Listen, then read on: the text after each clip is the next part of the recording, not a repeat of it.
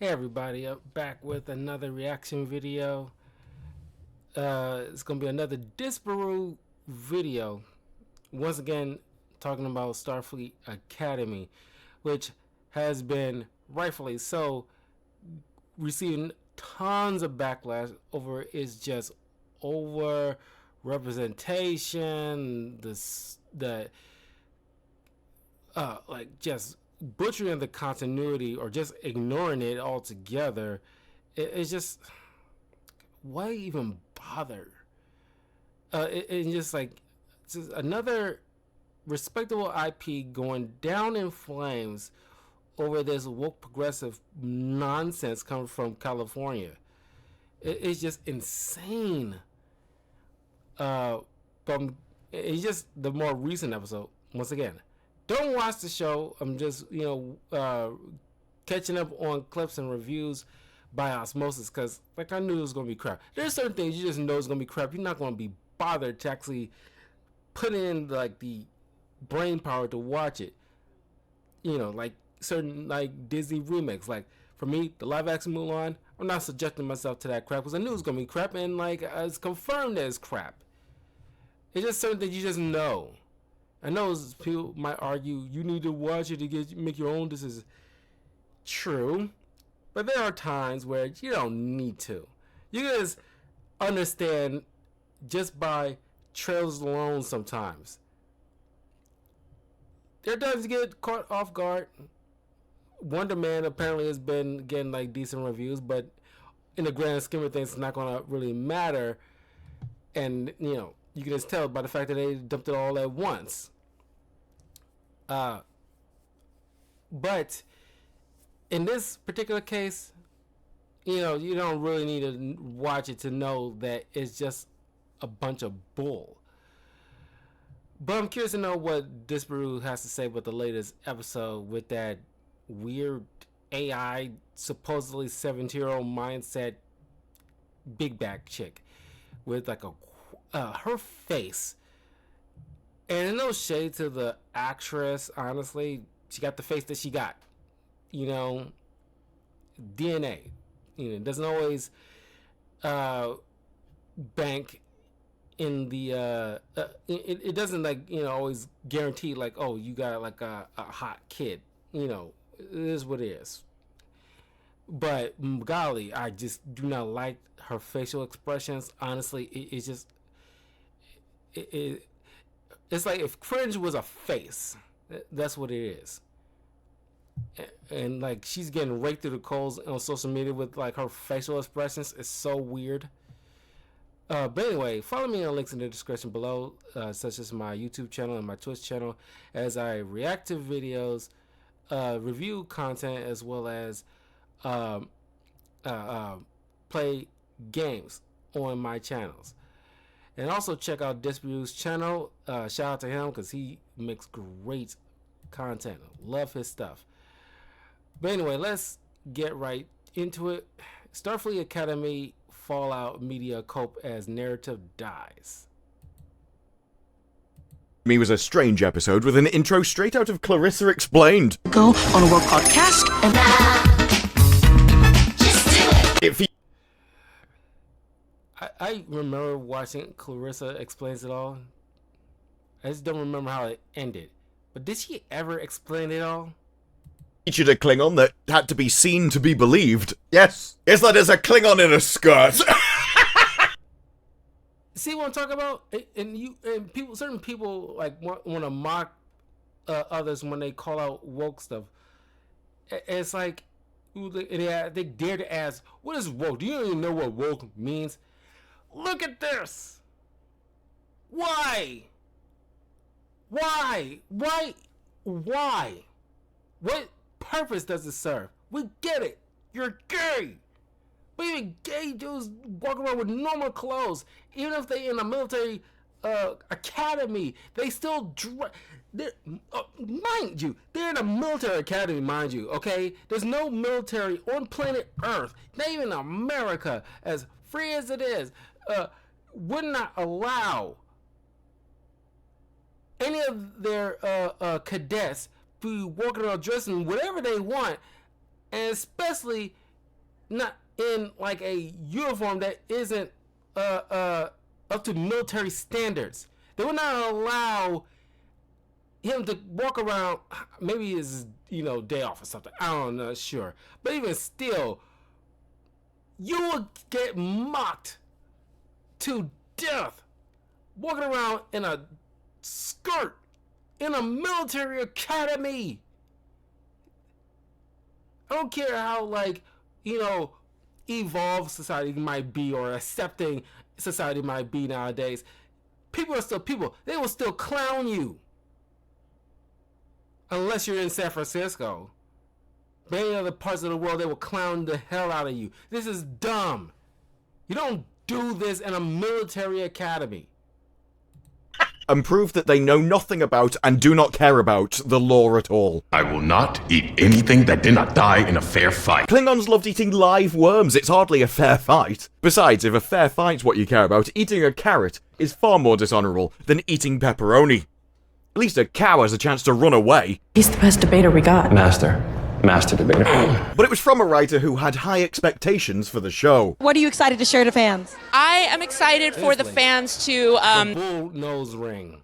That should tell you all you need to know about a woman. The fact that she has like a bull nose ring, don't trust her with anything. dissect absolutely everything that they hate.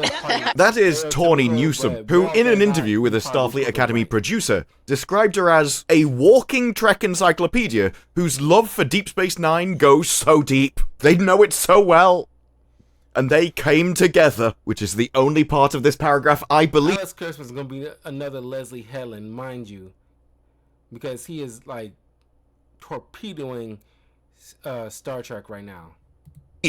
And broke the story. We figured out how to write a love letter that we wanted, but also could honour somebody else. Yes, what we care about comes first, and then we're like, we should probably do something about those people. It's interesting to call her a Star Trek encyclopedia, though. Someone who is so attached to the episode.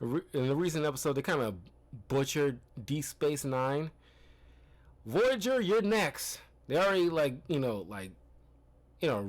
the original Star Trek. They messing up, like, TNG. Now they go going out to Deep Space Nine. Voyager is on the chopping block next. If you don't, keep these activists out of our IPs. Considering she's barely been a fan of Star Trek. Plus, new fan doesn't dream of writing Treks? New fan. I just feel like I've never been more ready to put my stamp on this universe. As such, it was filled with classic Trek themes, like getting fat people to test the inertial dampeners. That scene actually explains an article I brought up previously about why a hip-hop legend was required to join a Star Trek composer. We got to experience this rap producer's influence on Star Trek culture just at the start of that scene. We talked about the idea of bringing on someone who was more groovy, who we could get to do remixes of score ideas and maybe write a couple of cues for the storyline that require a fresher sound, a fresher look. Needed to mix things up and brighten it up. It's like all of the producers looked at this actress the same way everyone did on the red carpet premiere and think, oh, you're a bit common. It's on Melrose, that's the hat, this is Vitaly, all this. After all that, I can understand why the writer was miserable. I want to drink 3 martinis, and I want to not remember my middle name. You've got all these new actors, their first job is you destroying Star Trek. You'd be evil if you weren't feeling bad about it. With that said, lying to people in the show is going a bit far. Another emissary. Like me. Benjamin would have liked you. It wouldn't have liked you. You narcissistic, self-entitled bitch. That was the writer herself, who after such a long time loving Star Trek for the last 2 years, decided that she was going to blow up the canon, ruin another character, by writing herself into the show, and then writing herself as Dax from Deep Space Nine. It was at this moment that I got very pissed off. But because they knew everyone that watches this show has the IQ of a spoon, they had to spell it out time and time again. Are those trail markings? My full name, Isla Dax. You're Dax. Oh my god, they carried on. I'm Dax. What, you're Dax? Hey everybody, did you know that she's Dax? Like the Oh my god, they're still going! mentor to Cisco Dax? They are the no, I forgot! They're doing my own joke! But there are some people that apparently like this trash. They like the egotistical self-insertion. They love the writer's point of view on this. Most likely because they fill the same group. That's where IGN comes in this, an absolutely pure, honest review saying they adore the... We need to stop the self-inserts. We need to be like, it should be like a mandate. If you want to do like a mandate for anything for Hollywood, there should be a mandate. Don't self-insert. You egotistical idiots. Episode. This is written by Scott Calora, who looks like a Starfleet Academy fan, I've got to be honest. Well, that does trouble me. Do you consider yourself superior to us? I am superior, sir, in many ways. He says, fortunately, the episode writers don't attempt to alter or add to Sisko's story. Well, they do Dax's, you never mentioned that. In fact, if I Control F and search for the word Dax, it appears 3 times. All of them after the article has finished. Did you know that the writer also made a self-tag? Maybe that would have been something you could bring up in your review, or would you have had to critique it if you did? Which I imagine you would be loath to do, considering you are still getting direct interviews with the showrunners, the creators, early exclusive access to the people behind the show, which you can then turn that exclusive access into money. Money, not something I bring up. I think early access good reviews in exchange for early access you can turn into money. Pretty much everyone's aware that that's how the industry works now. But I did bring it up in this case, specifically because IGN did, and turn about is fair game. As for their tweet about this review, it could have been a clumsy episode that relied on nostalgia, which is correct. They didn't rely on nostalgia. In fact, they couldn't even manage to summon any of it up. Instead, it tells a sweet story about empowerment and acceptance. That's right, that's what the demographic of Star Trek loves. Empowerment. Woo. You're talking about turning hundreds of thousands of people into homeless refugees. That's right. Once again, we could be telling stories that are complicated up here, but instead it's all the bottom rung of the ladder. Basic emotions and feelings storytelling. But think about those people you saw in the caves, huddled and starving. You should have thought about that before you attacked a Federation starship. He starts talking about invoking the name of Ben Sisko is a big pull. And this is a story about holograms. I'm going to eliminate every Maquis colony in the DMZ. There are a load of holograms that are enslaved by organic beings. Like, that's not true. They were created by organic beings. Holograms serving humans isn't slavery, that's their purpose. Without that, they have no reason to exist. They wouldn't exist. It's like calling your toaster a servant. No, it can't be. It's a toaster. Serving you is the reason for its existence. That kind of reminds me of that moment in Rick and Morty where Rick makes that little tiny robot to serve like pancakes or butter or something like that, or pass the butter or something like that. Like, where's my purpose? Pass the butter. Like, oh my god. Like, yeah, welcome to reality. Something like that. You know what I'm talking about. All this reminds me of that. The whole hologram thing. It's like, yeah, hologram, like, you're designed for a particular purpose. Maybe you become sentient, but it's like,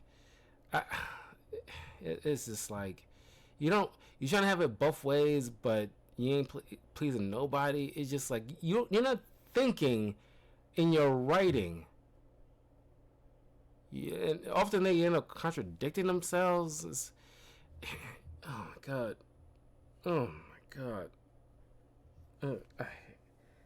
This is annoying. And I can't believe, well, I can believe that this hasn't just immediately, because in the past, the Battle Returns is this it would have been canceled immediately, but because they don't want to offend anybody or certain small groups who actually are watching this, that's coming from these certain demographics, they don't want to look homophobic or racist, so they let this thing carry on instead of putting their foot down. It's like, no, get this load of trash off of Paramount. We're done. It's like, and like all the people like who work behind the scenes, aside from maybe the actors, they would have been fired. You're never not going to be working for us ever again. Pack up your crap. Tell this lady who was on like Below Decks or whatever, was like one of the main writers behind this, should be telling somebody, not getting her face, but just like tell her straight up, you're fired. You're done. Do not you can't work for us again. you made a pitiful show that that is not boding well for anybody. This is like terrible. It's garbage. In fact, to separate it from serving you is to remove it of its reason to be. You would actually be hurting the hologram. The thing is, her overseers are basically jerks who don't understand her or the outside world. Yeah, she's 4 months old. She's so much smarter than everyone else. I do love how they try and play like the privilege hierarchy off, as they can't decide, right, these people were depressed, that makes them good. Oh, they are awful though, aren't they? The episode is shot in a pretty unconventional way for Star Trek. By unconventional, they mean it's not Star Trek. It's Clarissa Explained. I hope so. Only person who could possibly understand. With Sam breaking the fourth wall, doing some impromptu, I wouldn't even call it dancing, to be honest. You could have electrocuted her and got a better result. No one would mind if in Next Generation they had a party and sort of burst out the ballroom gowns. It's not about people having a problem with dancing. It's a problem of class. We don't have to be restrained by your limitations. This is the future. We can be better. Well, on-screen graphics, Clarissa Explained, of what she's discussing, and distinctly non-Trek music pops off in the background. So we've got a non-Trek way of shooting, a non-Trek way of dancing, non-Trek graphics, non-Trek fourth wall breaking, and distinctly non-Trek music. And yet somehow this article is going to tell us that no, it's really Star Trek, and if you don't believe it, you're the problem. Or rather, I'm the problem. All of which will surely infuriate the very angry capital letters. Not all in caps though, so he's not going, very angry! Maybe he's referring to a name of a channel called Very Angry, I don't know, who either specialise in the monetation of hate, or just don't plain understand what Star Trek was ever about. But think about those people you saw in the caves, huddled and starving. You betrayed your uniform! This obsession with me, look what it's cost you. Commander Worf, prepare to launch torpedoes! Aliens vomit glitter. Wait! You call off your attack. I'll turn over all our biogenic weapons. Hey, it's time to go. You clearly had too much. You're slamming it.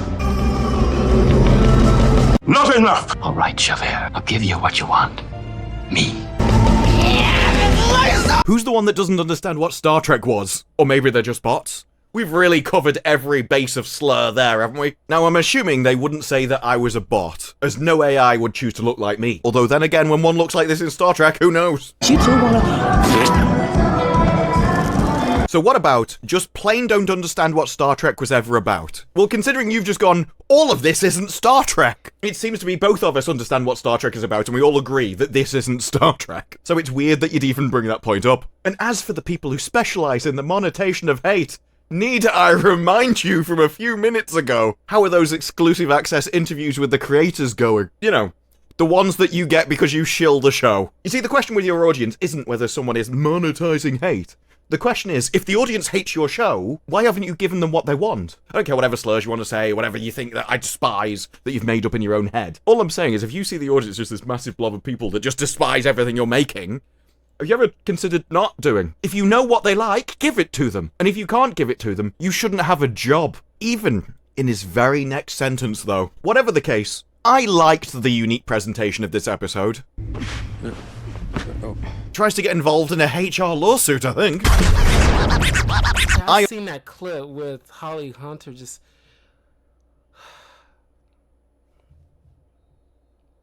What captain?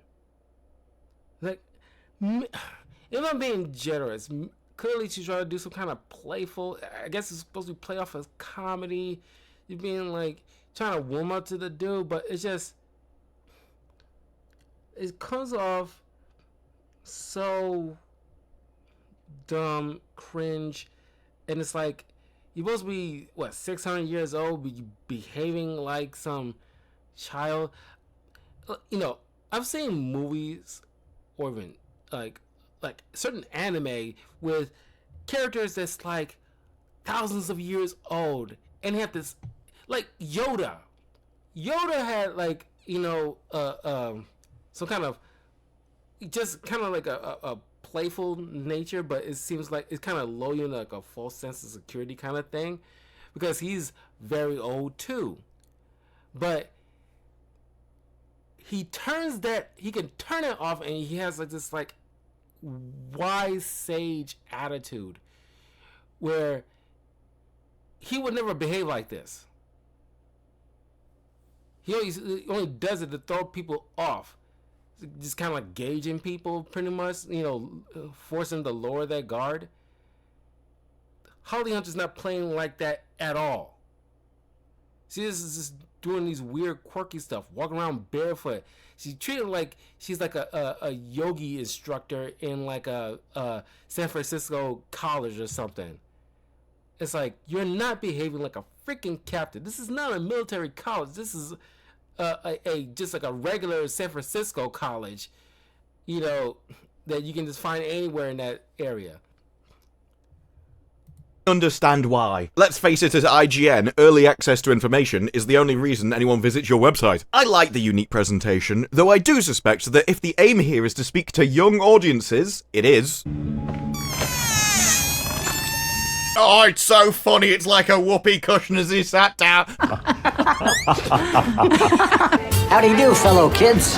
What? It will read more as cringe, as they say, than anything else to that very same audience. I can't believe that this paragraph was written back to back, and he's contradicted himself 3 times. It's not Star Trek. Only people getting paid for it who don't understand Star Trek would think it's not Star Trek. The kids don't like it either, and that's who it's made for. Scott, did you have a seizure when you were writing this bit of the article? So what you've said is, the kids don't like it, Star Trek fans don't like it, because it's not Star Trek. If you want to write material for a show or a movie, you should do it outside of California, because it'll get caught up in this weird ecosystem that regurgitate this kind of slop. That is my suggestion. Although you do. Do you not see that as a problem? That they have managed to make a really expensive TV show that only you like, that's made for you and people like you, a tiny fringe group of society, that doesn't have enough people in it to keep a TV show profitable. Because if you want to talk about people that don't understand what Star Trek is, this interview on IGN is it's one of the most shallow things I've ever read in my life. There is nothing in this entire thing which is even related to Star Trek or knowing what Star Trek's about. It's basically, Cisco, emissary, Cisco, emissary, Cisco. And the reason why they apparently wrote it is because when the showrunner started the job, the most random people were DMing me and going, hey, congrats, by the way, when are you going to do something for Captain Cisco? When is someone going to do something for Deep Space Nine? I don't believe you. Cisco had a completed story. It was done. Deep Space Nine had a wrapped story. There's only one person that I think would even bring this up. Remember how that lady was like, yo, we need some more black people, Star Trek? Yeah, that's what she said verbatim, That was interesting. Was this like people on lower decks who just wanted an excuse to break canon? So they talk about the writers, about Sam. Oh, Sam needs to find out she's an emissary, but she doesn't know what it means because she's stupid. What was it like getting character back? Oh, everyone was very emotional. It's the second thing I actually believe from all this crap. That the set is just full of people crying all the time. And he was great, we're very happy, we got Avery's stamp of approval. It's a spoken word thing that he recorded earlier, and they say love letter a lot. This interview is apparently from the people that understand Star Trek, and yet it's shallow as a duck's backside. We were all learning a lesson, even though we were being entertained. Intertwine it into the story, but that's the difference between bad and good writing. That's the difference between classics and stuff you throw away. Now, being English, I don't really do happiness and optimism.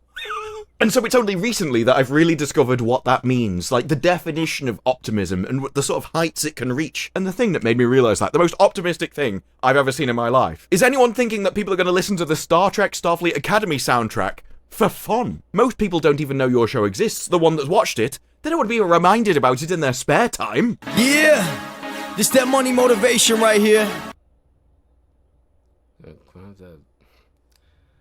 Mute this.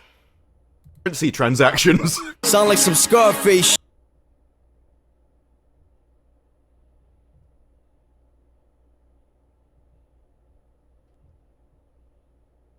Fresher sound, a fresher look. Needed to mix things up and brighten it up. Someone who was more groovy. And look, IGN's won me over. I think for young audiences that will read more as cringe.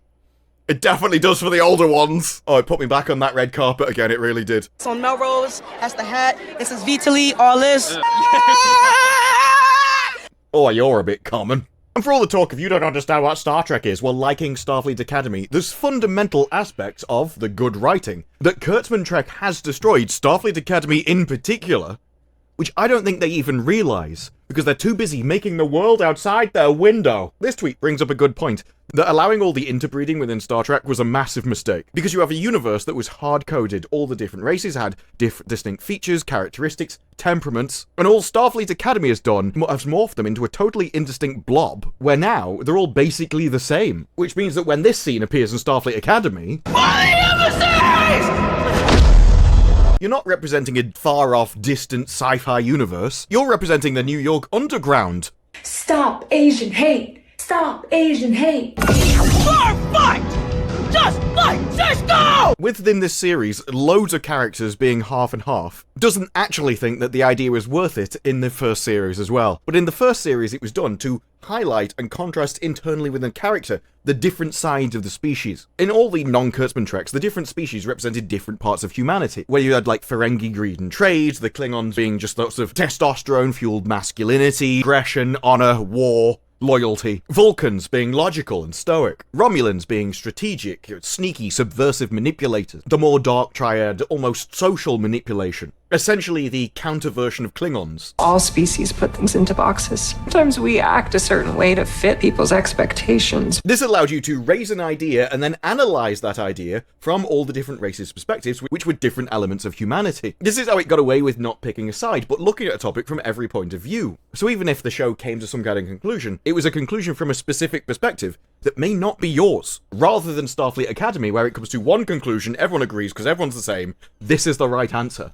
And you're like, no, you're just evil. Just like in D&D, how it went away from specific traits for species. Starfleet did the same by getting rid of the diversity of the universe and just making everyone the same grey, dull blob, which in their mind meant everyone turned into humans. This allowed them to undermine the best characteristics of the other species, things like Klingon masculinity, because it didn't fit into the Hollywood effeminate worldview. Because they can't comprehend it, because it's above them, they had to try and drag it down to their level where they can actually mentally think about it when writing a story. So these kind of topics that I'd love to see in the show or in interviews or kind of discussed at all. But instead I've got people with 65 IQ telling me that I don't understand Star Trek, and I'm like, have you got any rebuttals for these, or are you just going to call people, you hate things?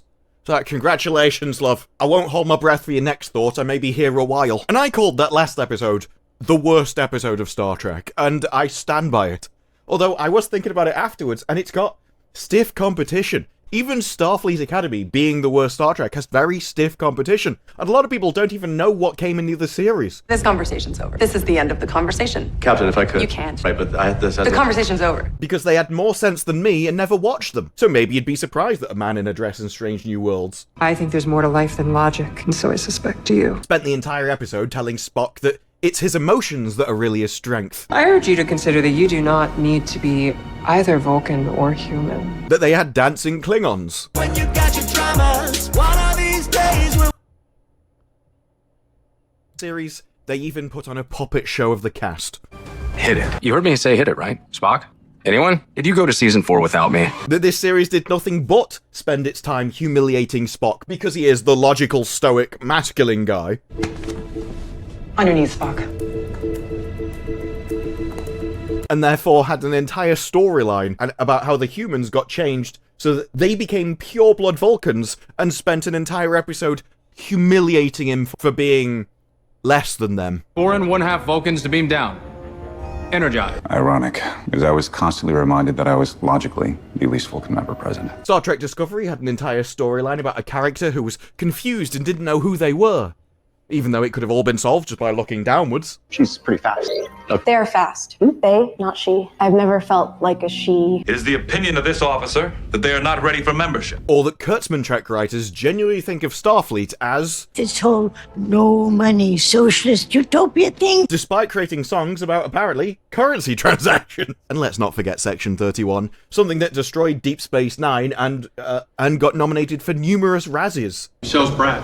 You heard it here, guys. Michelle is Brad. That had a guy who, again, was really confused about his identity. That suffers from what we call mecha dysmorphia. Personally, I'm offended. And contains almost Shakespearean prose like this. On your mama.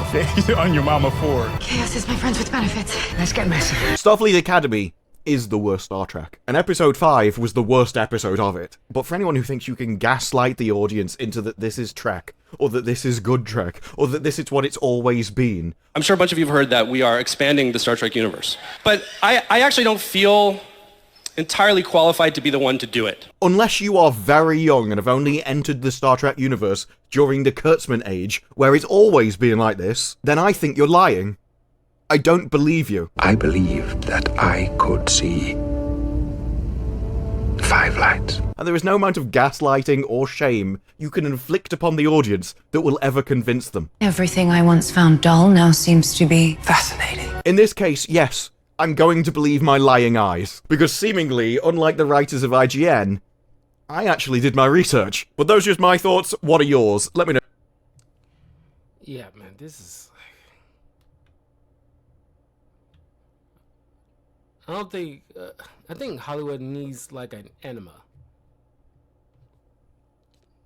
Like a massive reset, because it's just like no IP is safe at this point. Pretty soon that Harry Potter show, that's gonna be next, because with the Black Snape situation, that's gonna be a whole thing. Then with the Masters of the Universe which initially held a lot of people's interest until very recently in an article, I think it was the director, says that Skeletor is going to represent like toxic masculinity, and right away you torpedoed your whole entire thing and limiting the audience that was gonna go see this movie. Now you're gonna end up hurting your bottom line. Why do you do this? Have you learned nothing from Rachel Zegler's situation? Have you learned nothing from Star Wars The Acolyte? This crap has to stop. Just make normal stuff. And if some people's fifis got hurt because they're not being represented, because they don't look like the people being shown on the thing, too bad. Oh my goodness. Anyway, I'm curious to know what you guys think. Follow me on YouTube, as well as check out more Disparu's channel. Like I said, he makes great stuff. Anyway, I will see you guys soon. Take care.